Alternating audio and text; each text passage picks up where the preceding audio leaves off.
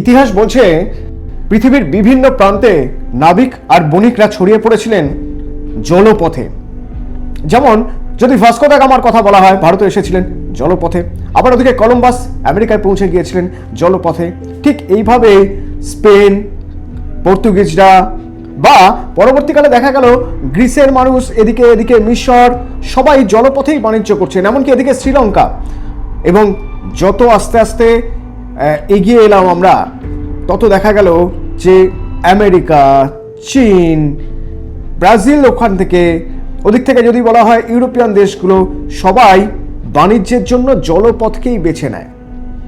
এবার যদি আমরা দেখি যে যখন পৃথিবীর 60% বাণিজ্য জলপথে হচ্ছে, সেই রকম একটা জায়গায় দাঁড়িয়ে চীন বিভিন্ন সমুদ্র পথ বা বিভিন্ন মহাসাগরীয় পথগুলোর দখল নেওয়ার একটা চেষ্টা করে যাচ্ছে।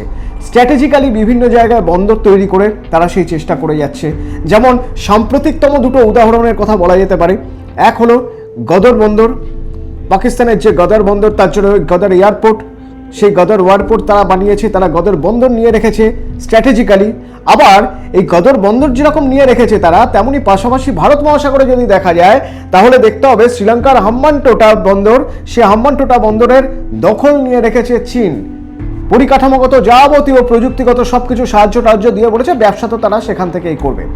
এক এক করে সব জায়গায় তাদের আধিপত্য বজায় রাখার চেষ্টা করছে। ভারত মহাসাগর, প্রশান্ত মহাসাগর, দক্ষিণ চীন সাগর, এই আধিপত্য ভাঙার জন্য জোট দরকার। যারা সবাই চাইবেন যে এই আধিপত্য চীনের মেনে নেওয়া যাবে না, তো সেরকম একটা জোট কোয়াড।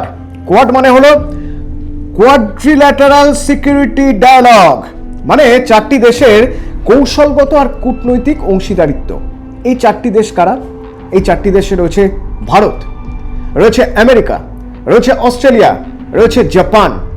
তারা ঠিক করলো যে চীনের এই আধিপত্য মেনে নেওয়া যাবে না। এই তো দিল্লিতে যে বৈঠক হলো কোয়াডের, সেই বৈঠক থেকে জানিয়ে দেওয়া হলো যে এবার একটা নতুন সিদ্ধান্ত নিচ্ছে কোয়াড। কি সিদ্ধান্ত? তারা ফিজি দ্বীপে তারা একটা বন্দর তৈরি করবে। মনে রাখতে হবে কোয়াডের এরকম সিদ্ধান্ত এই প্রথম। এর আগে তারা কোয়াড অন্তর্ভুক্ত দেশের বাইরে কোনো একটা তৃতীয় দেশে গিয়ে একসঙ্গে যৌথভাবে এরকম কোনো বন্দর তৈরি করেনি। এর জন্য পরিকাঠামো দরকার, এর জন্য পয়সা দরকার, সেই সব কিছু দেওয়া হবে, চারটি দেশ ভাগাভাগি করে দেবে। কিন্তু কেন? ফিজির রাজনৈতিক গুরুত্ব কত, অর্থনৈতিক গুরুত্ব কতটা সেরকম তো নেই। ওই সামান্য একটা দ্বীপপুঞ্জ, ছোট। সেখানে এই ভারত, আমেরিকা, অস্ট্রেলিয়া, জাপান সবাই মিলে একসঙ্গে একটা বন্দর তৈরি করতে চাইছে কেন? তার কারণ ফিজির ভৌগোলিক গুরুত্ব। আমরা যদি ম্যাপ দেখি তাহলে দেখব যে যেখানে ফিজি রয়েছে, সেই ফিজির থেকে একটু দক্ষিণ দিকে, মানে দক্ষিণ পশ্চিম দিকে যদি যাই আমরা, অস্ট্রেলিয়া, এপাশে নিউজিল্যান্ড, আরো দক্ষিণ দিকে গেলে নিউজিল্যান্ড। হ্যাঁ, এবার আমরা যদি যাই একটু উপরের দিকে তাহলে আমরা দেখব যে জাপান আর অস্ট্রেলিয়ার মাঝখানে যে পথ রয়েছে, সেই পথ দিয়ে ভারতের সঙ্গে সম্পূর্ণ যোগাযোগ রয়েছে জলপথে। আবার জাপান থেকে একটু উপরের দিকে যদি যাই আমরা দেখব যে চীন এবং দক্ষিণ চীন সাগরের সঙ্গে ওদিকে ডাইরেক্ট সরাসরি যোগাযোগ রয়েছে। ওদিকে চীনেরও বাণিজ্যের একটা অংশীদারিত্ব রয়ে গেছে। আর যদি আমরা পূর্ব দিকে যাই তো দেখব সেখানে উত্তর আমেরিকা আছে, দক্ষিণ আমেরিকা রয়েছে। অর্থাৎ ভৌগোলিক দিক থেকে দেখতে গেলে স্ট্র্যাটেজিক্যালি অত্যন্ত গুরুত্বপূর্ণ জায়গা এই ফিজি। যে ফিজিতে তারা বন্দর করতে চাইছে। কেন চাইছে? এখানে আমেরিকার স্বার্থ জড়িয়ে রয়েছে, এখানে জাপানের স্বার্থ জড়িয়ে রয়েছে, এখানে অস্ট্রেলিয়ার স্বার্থ জড়িয়ে রয়েছে, এখানে ভারতের স্বার্থ জড়িয়ে রয়েছে। কি সেই স্বার্থ? তা হলো দক্ষিণ চীন সাগর এবং প্রশান্ত মহাসাগর এবং অবশ্যই ভারত মহাসাগরে চীনের আধিপত্য খর্ব করা। যেভাবে চীন তার ব্যবসা বাড়ানোর জন্য যেভাবে জলপথ ব্যবহার করে যাচ্ছে, যেভাবে অন্যান্য দেশের উপর চাপ দিচ্ছে, কূটনৈতিক চাপ, সেই সব জায়গায় তাকে পেঁচে ফেলার একমাত্র উপায় হলো ফিজিতে যদি স্ট্র্যাটেজিক্যালি কোয়াড একটা বন্দর তৈরি করে। এই বন্দর থেকে লাভবান হবে চারটি দেশই। এবং এই বন্দর যদি তৈরি করা যায় ফিজিতে, তাহলে সেখানে চীনের জাহাজ বাণিজ্য তরী বা চীনের যুদ্ধ জাহাজ তারা একটু সমঝে চলবে, তারা তাদের রুট বদল করতে বাধ্য হবে। যত সহজে তারা এখান দিয়ে যাচ্ছিল যেতে পারবে না, বলা যেতে পারে যেতে নিশ্চয়ই পারবে, সেক্ষেত্রে এগ্রিমেন্ট করতে হবে, একটা চুক্তির মধ্যে দিয়ে তাদের যেতে হবে। এবং সেই চুক্তিটা হবে কাদের সঙ্গে? সেই চুক্তিতে স্বার্থ জড়িয়ে থাকবে আমেরিকার, অস্ট্রেলিয়ার, জাপানের এবং অবশ্যই ভারতের।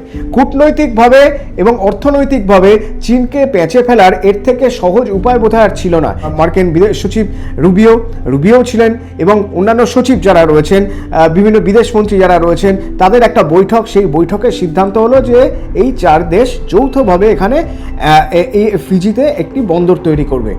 বন্দর তৈরি হবে কেন? যদি এখানে বন্দর তৈরি হয় তাহলে যেটা হবে, 4 দেশের জন্য এটা একটা ট্রানজিট পয়েন্ট হতে পারে। অর্থাৎ আমেরিকা থেকে যদি পণ্য পরিবহন করার দরকার হয়, যদি অস্ট্রেলিয়া আসার দরকার হয়, ট্রানজিট পয়েন্ট, তারা ফিজিতে এসে ফিজি থেকে আবার যেতে পারবে। অস্ট্রেলিয়ার ক্ষেত্রেও তাই, আমেরিকায় যেতে গেলে বা আমেরিকায় কোনো পণ্য নিয়ে যেতে গেলে ফিজি, এবং ফিজি থেকে তারপরে আমেরিকা। জাপানের ক্ষেত্রেও তাই, আবার এদিকে ভারতের ক্ষেত্রেও তাই। তাদের নিজেদের সুবিধা হবে এবং যেহেতু তাদের এই 4 দেশেরই জাহাজ চলাচল করবে নিয়মিত এই পোর্টের জন্য, এই বন্দরের জন্য, সুতরাং এখানে যাওয়া আসা করতে গেলে চীনকে একটু ভেবে চিন্তে চলতে হবে, চীনকে অন্য কোনো রুট নিতে হবে। তো যখন এইরকম একটা সিদ্ধান্ত নেওয়া হয়েছে, ফিজিতে 4 দেশ একসঙ্গে মিলে একটা বন্দর তৈরি করবে, তখন চীনের কি বক্তব্য, চীনের কি অবস্থান? চীনের অবস্থান হচ্ছে এইভাবে 4টি দেশ মিলে একটা জায়গায় দাঁড়িয়ে একটা সিদ্ধান্ত নিয়ে অপর একটা পঞ্চম দেশে বন্দর তৈরি করার কোনো সিদ্ধান্ত তারা মেনে নিচ্ছে না, বরং তারা মনে করছে এটা চীনের উপর একটা চাপ সৃষ্টির চেষ্টা, যা তারা কোনোভাবেই মেনে নিচ্ছে না এবং তারা এই সিদ্ধান্তের বিরোধিতা করছে। কিন্তু তার সিদ্ধান্তের বিরোধিতার কি যায় আসে? চীনের সিদ্ধান্তের বিরোধিতায় কোয়াডের কিছু যায় আসে না, কারণ কোয়াড এতদিন ধরে দেখেছে যে এই সমুদ্র পথে চীনের যে দাদাগিরি, সেটা বন্ধ করার উপায় খোঁজা প্রয়োজন, এবং সেই উপায় খোঁজার জন্যই একের পর এক বৈঠক, তারপর স্ট্র্যাটেজিক্যালি ফিজিতে তারা বন্দর তৈরি করবে, পরিকাঠামোগত যাবতীয় সব কিছু এই 4টি দেশই দেবে। এবং সবচেয়ে গুরুত্বপূর্ণ হলো, ফিজিতে যদি বন্দর তৈরি হয় তাহলে 4টি দেশই ওই সংলগ্ন এলাকায় বা সমুদ্র পথে ওই পুরো অঞ্চলটায় নজরদারির সুযোগ পাবে, কারণ সরকারিভাবে ওই বন্দর যেহেতু তাদের, সুতরাং বন্দরের আশপাশের জায়গায় নজরদারির সুযোগটাও পাওয়া যেতে পারে, যেটা চীনের সবচেয়ে বড় মাথা ব্যথার কারণ এতদিন পর্যন্ত সবার উপর নজরদারির দাদাগিরি করে আসতো চীন, যে নজরদারির দাদাগিরিতে এবার থাবা বসাচ্ছে এই 4টি দেশ। তারা এখান থেকে চীনের উপর নজরদারি করতে পারবে, অর্থাৎ আমেরিকা চাইলে সরাসরি চীনের উপর নজরদারি না করে ফিজিতে একটা স্ট্র্যাটেজিক টিম রেখে নজরদারি করতে পারে।